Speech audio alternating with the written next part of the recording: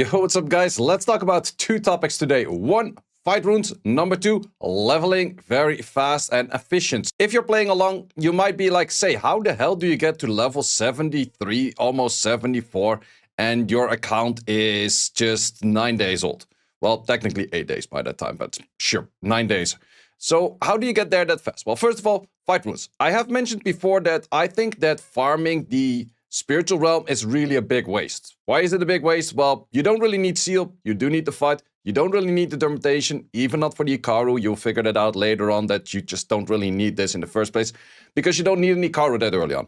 Enhanced runes, you don't need that early on. Accuracy runes, really terrible. Tolerance runes, even worse. So you're only doing this for fight runes, which is a really, really big waste early game. Don't do that stuff.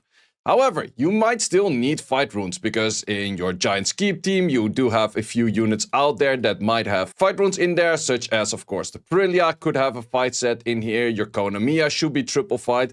I don't have those yet. Is that a big issue? Not really. Why not? Because I'm farming Necro first anyway, so I'm not really focusing on Giants. And there are a few other ways to get those fight runes. Sure, in R5 there are a few more units that do need full-on fight runes and that kind of stuff, but that's why you just craft these horrible fight runes that look something like this from here and there, and it's not a big deal. However, later you're gonna need some fight runes. So where are you gonna get those fight runes? Well, that is where it comes in from events. So I have mentioned it a few times before. If there's any events for heroes that can give you fight runes, get fight runes on those. But also here, crafting runes. So we're gonna craft most of the times blues and purples. For crafting blues and purples, we throw all of those at fight. And you can do this today and also tomorrow. And this is just where you're going to get in a lot of fight runes.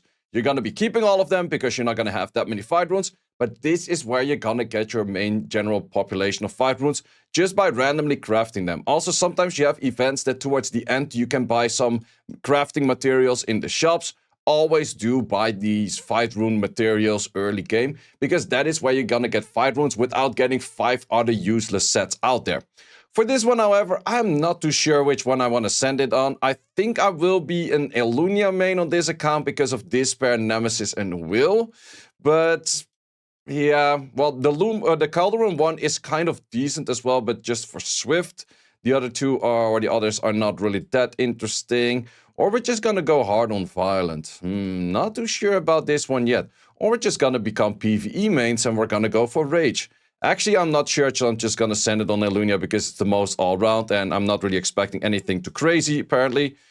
We do get something crazy, potentially. What do we have over here? Okay, that's nothing actually interesting. This could roll with some potential, but probably is not that much potential as well. And then it's pretty much, well, could be a sell later on anyways. So that is for fight runes. That's where you're supposed to get fight runes. So then topic number 2. Well, actually topic number 3, let's add that in for honorable mention. We have this shop thing in here. And if you're doing this shop, you could be like, oh, I'm just going to go for all of the mystical scrolls and all of those kind of good things. Does make a lot of sense. But keep in mind that you're probably already hitting the part where at some point you kind of run out of power-up materials. And then you cannot really make 6 stars anymore. But what you could do is just buy these for a bit of mana. They are not that expensive, but you could buy all of those every time to just get a little bit of extra value on stars in, because you can do these refreshes anyways for free. Especially the mystical scroll or the unknown scrolls. Those are actually pretty decent on value. The 1 stars and I would say the 2 stars on silver. So the gray looking stars are cheaper than the ones with the yellow stars, because they can be awakened and the other ones can't be awakened. That's just the main value between them. But it is a bit of a tedious process, but it does give you a whole bit of value for just upping more units. And might you say, it's like, but say I need the mana.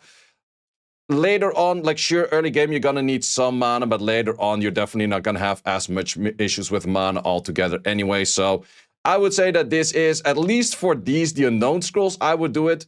Then I would say for the silver stars, I would do it.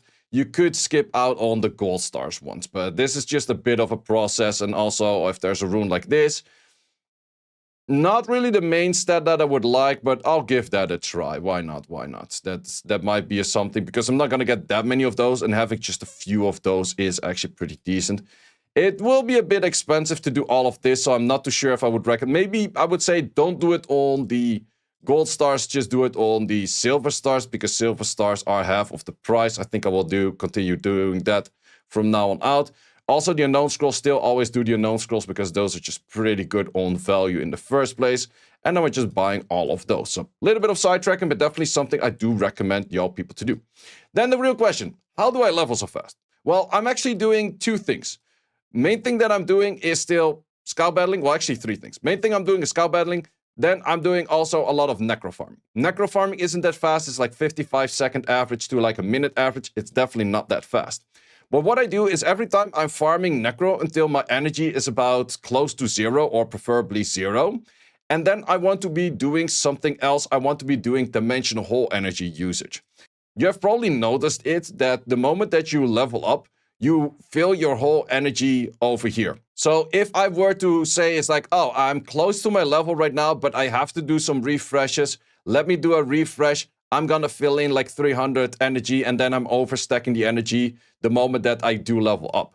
So you want to be as close to 0, and then you want to switch to dimensional hole energy, and you want to make 2As. I actually recently just finished a 2A, which is this one. It is not one that I'm actually going to keep. It is one that I'm going to feed, and I'll talk about which ones to recommend to build and feed in just a second. This one I did not even give runes to. Interesting. So most of the time I do just equip like a random triple fight set to them, but I'm trying to scale up the Siren over here. I did already skill up. I'm mainly aiming for the skill ups in the skill 3, but it's not that bad if I skill up it full together. But that is the thing for the harmful effect rates. That's a 4 times chance to get a 10% higher effective rate for a defense break. That is very high value. I did already do the Spectra on the 2A for the S2. S1 is not as interesting. It's mainly the S2 where the damage comes from. And I also already did the full Rogue. So for Rogue, I actually wanted to have everything, especially the S1, because it's higher defense break chance.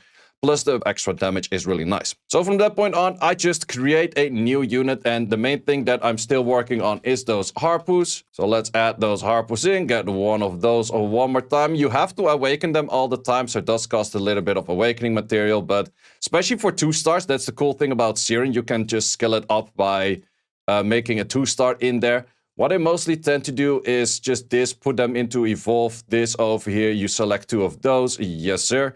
She has actually the perfect amount of skill ups where you make a 4-star with all of the units out there. But I'll talk about which units to do for skill ups in just a second. And then also showcase where you can get those units and those kind of things. So we're going to have this one. So you need to have it max skilled. Otherwise, you cannot transform it into Second Awakening. And then you're just going to go into this dungeon. Preferably, we would do this if we're at a 0 energy right there. But now we're going to go into here, and this is the one that is in Lumen. And then we go over here, and then we go over here, and we add this in. You could give this a triple fight set of legit any fight runes you have. Do make sure to unequip those the moment you are going out. But this dungeon is actually super chill because this is what you can do with your Tesher and the Tesher Kona combo. And this is going to be a super fast run of just a Lauren into a Tesher, into a Konomiya, into a Tesher once again. But you will see how much EXP I get for this. So it's 95.3. And this run is taking about like 20-ish seconds. Definitely also always make sure that you're not overstacking this. There are a few ways to actually get this in faster, but I'll talk about that in a second. I haven't done that myself yet because I haven't... Well, it would be nice if I actually have done that already because it's just like passively stacking. But yeah, as you can see, this is just super fast of just clearing this whole thing, boost again, clear, and then done. And you can already see that we got about like 1.9% EXP in this, which is a lot and a lot of EXP.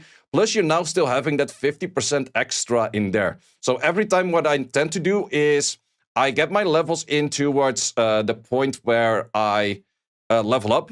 Once I level up, I use all of my normal energy in Necro. So the moment that I'm done with this, I would also go into Necro once again, finish all of my Necro energy in my normal energy, then switch back to Dimensional Hole energy, level in Dimensional Hole energy, which is going to be pretty fast. As you can see, this is just like, this level's crazy fast. If I were to blast this through all the way without playing effective, I would have been level 90 already, easily. Especially if you would start to refresh more of this. I'm not sure if I really would like to do that. But I'm actually tempted to do that, and that is mainly because you have that plus 50% extra right now. So this is actually a really good time because all of your dimensional hole energy is technically worth 50% extra, which is a lot of value. So we leveled up over here. We quit that out. We don't have this unit on the max level just yet. Not a problem whatsoever. Definitely not something we really care about. We go back to the dungeon and we go back to farming in Necro until we finish all of our normal energy. Moment we finish all of our normal energy, we go back to dimensional hole farming of whatever unit you're trying to scale up or trying to get in the first place. And if you cycle that back and forth, you're just gonna get so much EXP and you're leveling so crazy fast. Up until after level 50, it's not as interesting because the moment you finish all of, well, I would say all of these plus fire, you're not going to get as many really crazy upgrades. It's still nice to get the upgrades on these 4 over here, but they're a little bit more niche. And then you can start on the guild content, and then afterwards you start on the ones over here. Also, you do want to get the max storage. Storage is really important because that's making this even do more. And you can also get a few of those buildings from like the dungeons if you haven't done them yet, which will also add a little bit of that extra. So that's just a whole bunch of ways to play more effective and actually get faster towards a high level. Then the question you might ask, which ones of the 2As would you recommend to do of a skill ups, and then which units would you also feed into it? Because actually, not every unit has the same amount of skill ups needed to become a second awaken. So if we go and Swar Farm over here, we can actually see that for if we add in all of the Harpoos. So we do need a 14 skill ups over there. We need a 14 skill ups over there. Keep in mind that an awakened version sometimes needs more skill ups than a non-awakened version. So 14 over there. We do need a 15 on Colleen, so definitely don't do Colleen. Sia is actually 3 stars, so you don't really want to be looking at the Sia in the first place because 3 star out there. It is 11 though. But then we also have this thing, which is the Seal, which also is just 11, and that is a 2 star. So therefore, I'm choosing this one for the Siren to keep farming in there. If we go to the Griffin, we also have a clear winner in here, for example, because the Spectra is a 9. We have a Khan that is a 12. We have a Bernard that is a 10. And then we have this one, which is a Shaman, which is only a 7. Plus, we have to feed 3 stars into this to actually get there. So what have I been doing? I went into the secret dungeon. I actually farmed a few too many. And I just got a whole bunch of Shamans in there because Shaman is the easiest one to get into my Shaman skill ups. And thing is, I got my Shaman quite lucky that I got these 2 right away, and therefore after that, I'm totally fine. I don't care about this one as much. I could still do that later. But that is something that I got my Shamans in already, and that makes it very easy. So if we go to the Inugamis, which you're also going to get multiple of, we are going to have Crow on the 10. We're going to have Ikaru on a 11. We're going to have Rook on a 6, which is definitely not as much. And then we're going to have Ramahan at a 14. And then we're going to have the Belladion at a 10. So also, once again, clear winner. You want to do this on the Rook because Rook simply has way less skill ups over there. So that's also what I did do to get my Rook towards max. Is just get more Rooks into Rook, and therefore we have this max already. But then the question is, what kind of 2As should you be making and what kind of 2As should you be skilling up? So looking at all 2As, which would I recommend to make and which would I recommend to skill up? So you have Thrain. Thrain is definitely a recommended one to make. I am not 100% sure still if this gives extra chance for dots or just the heal block. I'm pretty sure that this is just the heal block, but once again, I'm not 100% sure. If this is also the dot, I would skill that up. But he's not as commonly used. It's more of like just a TOA unit. Bulldozer is an old school siege unit, but personally not really the biggest of fans. This thing, I would say, is a new style siege unit, which is actually pretty good itself as well. You could get the effective rate on the S2, and that is about it. The other things don't really matter as much. For Kali, I could see, I would max skill this because of the S2. That is a good one over there. Colleen doesn't really need anything of max skilling. It is not too bad to get this skill in and to get that skill in, but it's not as much of a must. But you can do that more towards later if you're just trying to fight whatever unit you would like to skill up. If you're using Spectra, Spectra is a really good one to up, mainly for higher effective rate on the skill 3 and then also for the special assault. Personally, I won't be focusing too much on Spectra because Spectra is just for dragons and more for like a dragons early game team and for a R5 team, or no, not R5 team, for a TOA team. But I will cover TOA with like a Dark Homunculus, and I will do it with like the Amber and Trix and Lamilla that I pick up later. So I don't really need a Spectra. So personally, I won't go for that. And then these are not that interesting. Well, this I would make a 2A, but he's not really worth for skilling up. And that is about it for fire. Looking at water is still a decent unit for siege. Skill ups, yeah, it would be nice if you actually use it for siege in the first place. This unit is pretty solid for the Punisher script. If you're struggling with Punisher script, could be a unit that you could use for that. Doesn't need skill ups at all. This one wouldn't do. This one wouldn't do. Mina is a decent-ish unit for PvP, but would not really focus on that early. Vigor, I would definitely make one, and I would full skill him. He's very, very good in siege. He's one of those units that just never really left the siege meta, so I definitely will be making some Vigors later on. Lulu is also one of those units, and I would also skill her up, or them up in this case, because they have more recovery in there. Cicero, not really. Elena, not really. Purion is maybe one of those units that might be niche if you don't have any attack bar booster. Only issue is he's a 98 on speed, which is kind of low for an attack bar booster. Khan wouldn't focus on. Ikaru, I would definitely build one. I wouldn't skill him up. He's definitely not worth the skill ups. The Gora wouldn't care. Thark, do we care about skill ups? Just a little bit extra damage, wouldn't care as much. And you could build an Elucia. I would say the S2 maxing is pretty nice. Also more of a siege unit out there, right there. Moving on, Crane, not interesting. Copper, old style of nuking unit, could be used in the early game. I would build one, but definitely not more of that. These are all not that interesting. Royd, semi-interesting for a siege, but not that interesting in my opinion. Neither for any of those. Bernard, I would definitely build one. You could skill it up if you're using your Bernard in arena offense in general base. Oh, I actually forgot about this one as well. Megan, I would definitely build one Megan. If you're using it in general base for your arena offense, I would try to get this attack bar recovery as well. And then we move on. These are all not that interesting. Shannon, you could build one if you're using it for your Giants team, but I would definitely not scale that up. And that's all for Wind. Moving on to Light. Driller is a late game PvP unit, could be a something, but is not that interesting in my opinion. Darien for, if you don't have anything for your arena defense, you could build a Darien, would not scale it up, but that is a thing you could do. Asher is very common in both RTA and Siege, so definitely would build one, and I would recommend to skill it up as well, so there's already a lot of things to skill up. Sia, not really. Shren, I would definitely build one, and if you're tending to use it more often in Siege, then I would skill it up mainly for the S2. These are all not that interesting. Shaman, we already mentioned. Do max skill that one right there. And then these are, I think, all for Light. Moving on to Dark. Crawler, not interesting. Zinc, no longer interesting. Used to be interesting for Steel Fortress, but now we have a better option with the Cordelia. Thrain, I would definitely make one, but you don't have to skill it up at all, which is pretty chill. Gina, same thing. What used to be for Steel Fortress, but no longer is needed. Miho is an option that you would build. One would not really scale that up. I would definitely build one Jolton, but wouldn't scale it up neither. Cha-Cha Friends, not really. Well, this one is a full skill up as mentioned before. Jumai. If you miss a arena or an arena offense nuker, this thing is actually not a bad arena offense nuker, so it could be an option, and then I would recommend to scale it up as well. Doragon could be used for your arena defense if you don't have any arena defenses just yet.